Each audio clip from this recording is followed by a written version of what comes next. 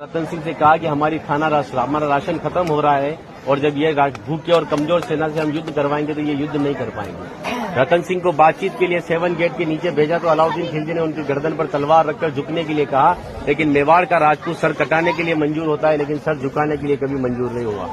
राणा रतन सिंह को धोखे से बंदी बनाया और रानी पद्मिनी को संदेश भेजा कि आप हमारे दिन का स्वीकार करो, हम दिल्ली चलेंगे।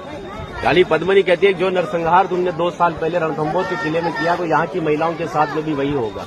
इस वजह से जहाँ मैं जाऊंगी वहाँ ये वीरांगनाएं चलेगी। 2 महीने का समय लिया। अलाउद्दीन खिलजी ने 700 डोलियां किले की ओर भेजी, लेकिन रानी पद्मिनी को पता था कि मेवाड़ में घूंघट सिस्टम है, तो हर एक सोल्जर को लेडीज पोशाक पहनाकर तलवार और भालों के साथ में उस पालकी में बिठा दिया और रानी पद्मिनी की पालकी में भतीजे बादल को रानी पद्मिनी की वेशभूषा पहनाई और 700 पालकी एक कमांडर बनाया चाचा जी गोरा को।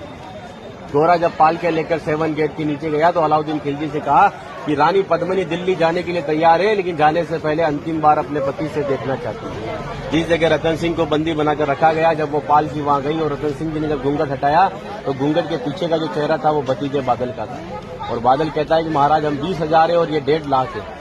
एक राजा अगर नहीं रहेगा हमारे साथ में तो हमारी सेना का मनोबल कमजोर रहेगा। इसी वजह से राणा रतन सिंह को पालकी में बिठाकर किले के ऊपर भेजा।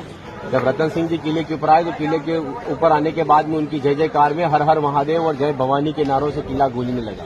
अकबर कहता है कि 8 महीने से तो किले से बच्चे की रोने की आवाज नहीं आई, लेकिन 700 पालकियां जब किले के नीचे आए तो किले से जय जयकार हुआ है, मतलब हमारे साथ में धोखा हुआ है। हर एक राजपूत कटने के पक्ष में था लेकिन झुकने के पक्ष में नहीं था। 20,000 राजपूत युद्ध में गया और अलाउद्दीन खिलजी की 1,25,000 सेना को मार दिया।